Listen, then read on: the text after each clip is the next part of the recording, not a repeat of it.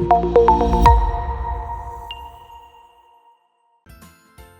Kids, आज हम पढ़ेंगे हिंदी भाषा नंदिनी 4 का अध्याय 14 कंजूस या उदार कहानी। तो आज हम पढ़ेंगे कहानी जिसका नाम है कंजूस या उदार। कहानी का उद्देश्य, आज के महंगाई के समय में बचत करना बड़ा मुश्किल है, लेकिन बचत करनी भी बहुत आवश्यक होता है। यही छोटी छोटी बचत भविष्य में बहुत बड़ी बन जाती है और मुसीबत में सहारा बनती है। प्रस्तुत कहानी के माध्यम से हमें बचत के महत्व को बताया गया है। तो हम क्या सीखेंगे इस कहानी से? बचत का महत्व कि हमें बचत क्यों करनी चाहिए। बात उन दिनों की है जब पंडित मदन मोहन मालवीय काशी हिंदू विश्वविद्यालय के निर्माण के लिए देश भर में घूम घूम कर धन संग्रह कर रहे थे। तो ये उन दिनों की बात है जब पंडित मदन मोहन मालवीय काशी हिंदू विश्वविद्यालय के लिए पूरे देश भर में घूम रहे थे और धन एकत्रित कर रहे थे, यानी फंड जमा कर रहे थे। एक बार उनके एक मित्र ने उन्हें बताया कि कोलकाता के पास एक गांव में एक सज्जन रहते हैं। वे इस पवित्र कार्य में अवश्य ही आर्थिक सहयोग दे सकते हैं। बस मालवीय जी वहां पहुंच गए तो उनके मित्र ने उनकी इसमें सहायता की और बताया कि कोलकाता के पास एक गांव में सज्जन रहते हैं, यानी कि अच्छे आदमी रहते हैं। वो तुम्हें अच्छा फंड दे सकते हैं, यानी तुम्हारी सहायता कर सकते हैं। पूछते पूछते वे उस हवेली तक पहुंच गए। दरवाजे पर दरबान ने पूछा किससे मिलना है। मालवीय जी ने अपना नाम बता दिया। तो बच्चों, वो पूछते पूछते फाइनली उन सज्जन जी के घर पहुंच गए। दरबान अंदर गया, फिर तुरंत वापस आकर मालवीय जी को बैठक में ले जाकर बैठा दिया। काफी समय हो गया लेकिन किसी ने उन्हें अंदर नहीं बुलाया और न कोई बाहर बैठक में ही आया। अंधेरा होने लगा, तभी एक नौकर बाहर आया। तो बच्चों, वो जब वहां जा पहुंचे तो वहां के दरबान ने उन्हें वहां बैठक में बिठा दिया, लेकिन काफी समय तक वहां पे कोई भी उनसे मिलने नहीं आया और ना ही उन्हें अंदर बुलाया। उसने माचिस की एक तीली निकाल कर लालटेन जला दी। एक लालटेन उसने अंदर के लिए भी जलाई। उसके लिए उसने दूसरी तीली निकाली और लालटेन जलाकर अंदर ले गया। मालवीय जी चुपचाप बैठे देखते रहे। तभी उन्होंने एक रौबीली आवाज सुनी। शायद ये आवाज सेठ जी की थी। सेठ जी ने अंदर से ही नौकर को दो अलग अलग तीलियों से दोनों लालटेन जलाते देख लिया था। वे नौकर को डांट रहे थे, तुमने माचिस की एक तीली से दोनों लालटेन क्यों नहीं जलाई? तुम्हें बार बार कहा जाता है कि इस तरह चीजों की बर्बादी नहीं की जाती, पर तुम सुनते समझते ही नहीं, रोज रोज फिजूल खर्ची किया करते हो। तो बच्चों, अब अंधेरा हो चुका था। अभी तक वहां पे कोई भी नहीं आया था उनसे मिलने। तो वहां पे एक नौकर आया और उसने दो लालटेन जलाई। उसने दो लालटेन जलाने के लिए दो अलग अलग तीलियां इस्तेमाल की और एक लालटेन उसने वहीं रखी बैठक में और एक वो अंदर ले जा रहा था। और तभी वहां से पंडित मालवीय जी को एक रौबीली आवाज सुनाई देती है, जो कि सेठ जी की थी, जिनके घर वो गए थे। वो अपने नौकर को डांट रहे थे कि उसने दोनों लालटेनों के लिए दो अलग अलग तीलियां क्यों जलाई, इतनी फिजूल खर्ची क्यों की। नौकर को इस तरह डांट खाते देखकर मालवीय जी को लगा कि कैसा कंजूस सेठ है। एक तीली अधिक जलाने पर नौकर को कैसी फटकार लगा रहा है, तो भला इससे क्या दान मिलने की आशा की जा सकती है। व्यर्थ ही मित्र ने मुझे इनके पास भेजा। मालवीय जी मन ही मन बहुत निराश हो गए। तो बच्चों, ये सब सुन के मालवीय जी काफी ज्यादा निराश हो गए। उन्हें लगा जो सिर्फ दो तीलियों के लिए अपने नौकर को इतनी फटकार लगा रहा है, वो भला हमें क्या ही दान देगा। ये तो बड़ा ही कंजूस आदमी है। आपको बहुत प्रतीक्षा करनी पड़ी। उन्होंने नौकर को आवाज देकर मालवीय जी के लिए जलपान लाने को कहा। फिर मालवीय जी से पूछा, यहाँ पहुँचने में आपको कुछ कष्ट तो नहीं हुआ? मालवीय जी ने सहज मुस्कुराकर कहा, जी बिल्कुल नहीं। तो बच्चों, उसके बाद सेठ जी मालवीय जी से आके मिलते हैं और वो उनके लिए पानी मंगवाते हैं नौकर से और फिर उनसे पूछते हैं कि आपको यहाँ आने में कोई कष्ट तो नहीं हुआ? तो मालवीय जी मुस्कुरा कर जवाब देते हैं, जी नहीं। सेठ जी बोले, मेरे मित्र ने आपके और आपके कार्य के विषय में मुझे सूचना भिजवा दी थी। ये कहकर सेठ जी ने मुनीम को बुलाकर चेक बुक लाने कहा। चेक बुक आने पर सेठ जी ने 7 लाख रुपए का चेक लिखकर मालवीय जी के हाथों में दे दिया। मालवीय जी आश्चर्य से उस चेक को देख रहे थे। मन ही मन उन्होंने कहा, ये तो कमाल हो गया। तो बच्चों, उसके बाद सेठ जी क्या कहते हैं? वो कहते हैं कि मुझे मेरे मित्र ने आपके और आपके काम के बारे में बता दिया था और वो मुनीम जी से चेक बुक लाने को कहते हैं और 7 लाख का चेक लिखकर वो मालवीय जी को दे देते हैं, जिसे देखकर वो बहुत ज्यादा आश्चर्यचकित हो जाते हैं। मालवीय जी को खामोश देखकर सेठ जी बोले, कहिए पंडित जी, रकम कम है क्या? लेकिन फिलहाल मैं इतनी ही रकम दे पाऊंगा, दूसरी बार फिर सेवा करने का प्रयत्न करूंगा। तो बच्चों, मालवीय जी को खामोश देखकर सेठ जी बोलते हैं कि बताइए, क्या रकम कम है क्या? लेकिन इस वक्त मैं इतने ही दे सकता हूँ, दूसरी बार मैं ज्यादा देने की कोशिश करूंगा। मालवीय जी को विचारों में खोया देखकर उन्होंने फिर कहा, क्या सोचने लगे पंडित जी, बात क्या है? तो बच्चों, तब भी मालवीय जी खामोश रहते हैं और वो फिर से पूछते हैं कि आप क्या सोच रहे हैं पंडित जी, आखिरकार बात क्या है? मालवीय जी ने कहा, मैं सोच रहा था कि 2 लालटेन को 2 अलग अलग तीलियों से जलाने के लिए जो व्यक्ति नौकर को इतना डांट सकता है, वो इतना बड़ा उदार दीन भी हो सकता है। मैंने तो सोचा था कि शायद यहाँ से खाली हाथ ही लौटना पड़ेगा। तो मालवीय जी जवाब देते हैं कि मैंने सोचा, जो आदमी 2 लालटेन को 2 अलग अलग तीलियों से जलाने में इतना डांट सकता है, वो भला मुझे क्या ही देगा। सेठ जी ने मुस्कुरा कर कहा, आपका सोचना काफी हद तक ठीक ही है। आप एक पवित्र उद्देश्य को लेकर चल रहे हैं, लेकिन अगर मैं नौकर को इस तरह छोटी छोटी फिजूल खर्ची के लिए नहीं रोकता तो आज इतनी बड़ी रकम कैसे दान कर सकता था। तो फिर सेठ जी मुस्कुरा कर जवाब देते हैं कि आपका सोचना बिल्कुल सही है, लेकिन आप एक बहुत ही ज्यादा नेक और पवित्र कार्य करने के लिए निकले हैं, और अगर मैं इसी तरीके से फिजूल खर्ची करता रहूंगा या नौकरों को करने दूंगा तो आज शायद इतनी बड़ी रकम मैं आपको नहीं दे पाता।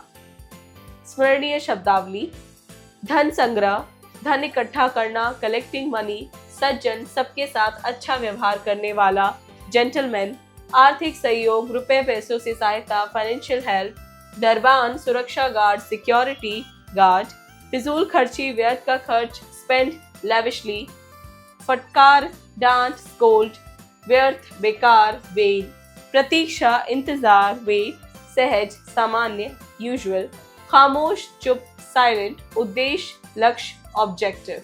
अब करने की बारी मौखिक, यानी हम बोलकर उत्तर देंगे। इन प्रश्नों के मौखिक उत्तर दीजिए।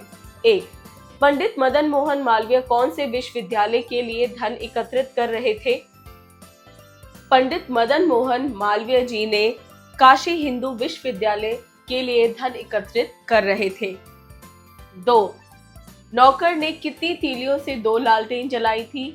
नौकर ने 2 तीलियों से 2 लालटेन जलाई थी। लिखित क सही उत्तर पर सही लगाइए। 1. पंडित मदन मोहन मालवीय काशी हिंदू विश्वविद्यालय के डैश के लिए धन एकत्रित कर रहे थे। अ. निर्माण, ब. प्रचार, स. विस्तार। अ. निर्माण। 2. मालवीय जी को अंदर डैश में ले जाकर बैठा दिया गया। अ. गोदाम, ब. बैठक, स. बरामदे, ब. बैठक।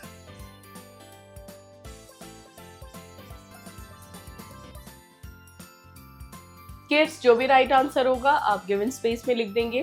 3. रौबीली आवाज डैश की थी? अ. सेठानी, ब. नौकरानी, स. सेठ जी, स. सेठ जी। 4. नौकर ने कितनी तीलियों से 2 लालटेन जलाई थी? अ. 4, ब. 3, स. 2, स. 2। 5. सेठ जी ने मालवीय जी को कितने रुपयों का चेक दिया? अ. 5 लाख, ब. 6 लाख, स. 7 लाख, स. 7 लाख। ख. रिक्त स्थान भरिए। 1. मालवीय जी के मित्र ने उन्हें डैश का पता बताया? सज्जन।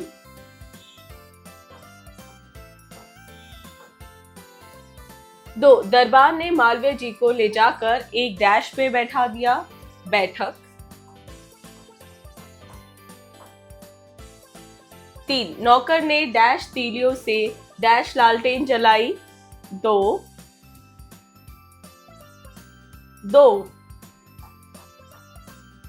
4. थोड़ी देर बाद डैश बैठक पे आए? सेठ जी।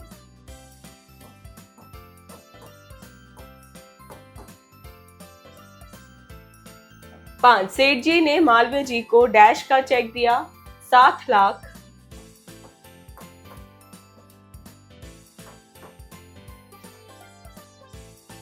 किसने कहा? एक, किससे मिलना है? किसने कहा? दरबार ने।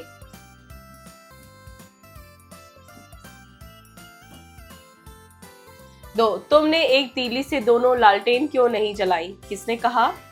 सेठ जी ने।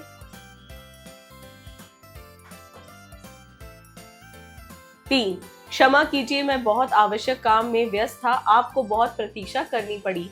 किसने कहा? सेठ जी ने।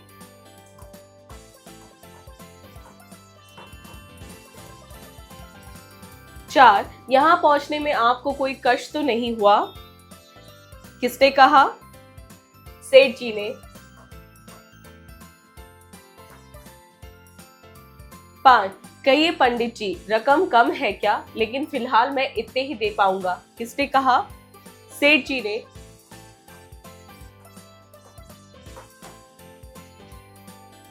ख, निम्नलिखित प्रश्नों के उत्तर दीजिए। एक, मालवीय जी के मित्र ने उन्हें सेठ जी के पास क्यों भेजा? मालवीय जी के मित्र ने उन्हें सेठ जी के पास इसलिए भेजा क्योंकि सेठ जी एक सज्जन व्यक्ति थे और वह मालवीय जी की मदद कर सकते थे। दो, सेठ जी नौकर को क्यों डांट रहे थे? सेठ जी नौकर को इसलिए डांट रहे थे क्योंकि उसने दो लालटेन को दो तीलियों से जलाया था। तीन, नौकर को डांटता देखकर मालवीय जी अपने मन में क्या सोच रहे थे? नौकर को डांटता देख मालवीय जी बहुत ही निराश हुए। उन्होंने सोचा कि ये सेठ जी तो बड़े ही कंजूस हैं, जो सिर्फ दो तीलियां जलाने पर नौकर को इतना डांट रहे हैं, भला वो क्या धन राशि दान करेंगे। चार, सेठ जी ने मालवीय जी को कितने रुपए का चेक दिया? सेठ जी ने मालवीय जी को 7 लाख का चेक दिया। 5, हमें बचत क्यों करनी चाहिए? हमें बचत इसलिए करनी चाहिए ताकि वक्त आने पर या मुसीबत के समय वो बचत के पैसे हमारे काम आ सके। भाषा की बात व्याकरण से। उदाहरण को देखकर शब्द बनाइए। दर्द, दर्दनाक, बेदर्द, हमदर्द। तो हमें दिए गए शब्दों के इसी तरह से शब्द बनाने हैं। वर्ष, नव वर्ष,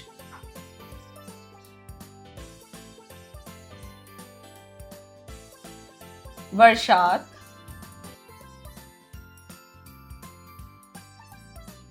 वार्षिक,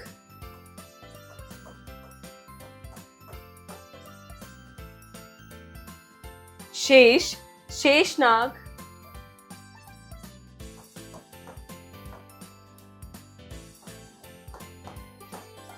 शेषफल,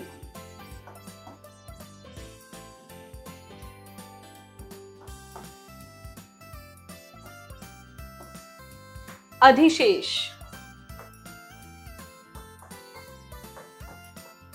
हंस, हंस, हंसी, हंसमुख, हंसमुख,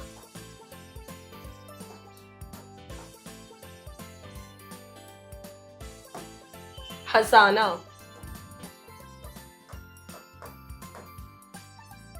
विराम चिन्ह। विराम चिन्हों के प्रयोग के बिना वाक्य का अर्थ स्पष्ट नहीं हो पाता, इसलिए वाक्यों में विराम चिन्हों का प्रयोग करते हैं। कुछ विराम चिन्ह इस प्रकार हैं। तो विराम चिन्ह क्या होते हैं? इन्हें वाक्यों में प्रयोग किया जाता है। 1, पूर्ण विराम। 2, अल्प विराम। 3, अर्ध विराम। 4, प्रश्नवाचक चिन्ह। 5, विस्मयादि बोधक चिन्ह। 6, योजक चिन्ह। 7, उद्धरण चिन्ह। तो ये सारे ही क्या है, जो चिन्ह होते हैं, विराम चिन्ह होते हैं, उनके नाम है।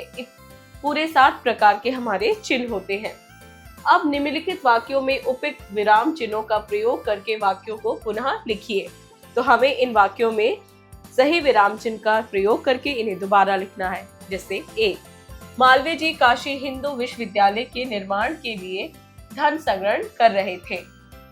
पूर्ण विराम।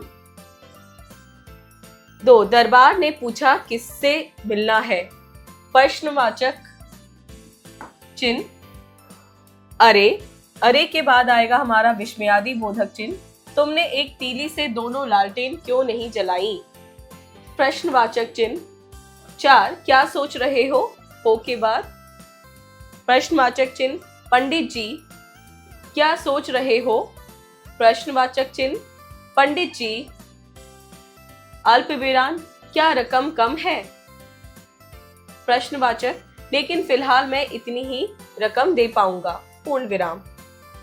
5 छोटी छोटी बचत बड़ी बन जाती है और मुसीबत में काम आती है, पूर्ण विराम। आओ कुछ करें। दिए गए बॉक्सों में 3 महापुरुषों के चित्रों को एकत्रित करके चिपकाइए और उनके नाम लिखिए। तो आपको क्या करने हैं, 3 महापुरुषों के चित्र इकट्ठे करने हैं और उनके नाम यहाँ पे लिखने हैं और उनकी पिक्चर्स गिवन बॉक्सेस में चिपकानी है। इसी के साथ बच्चों आपका ये पाठ हुआ पूरा। मिलते हैं अगली क्लास में।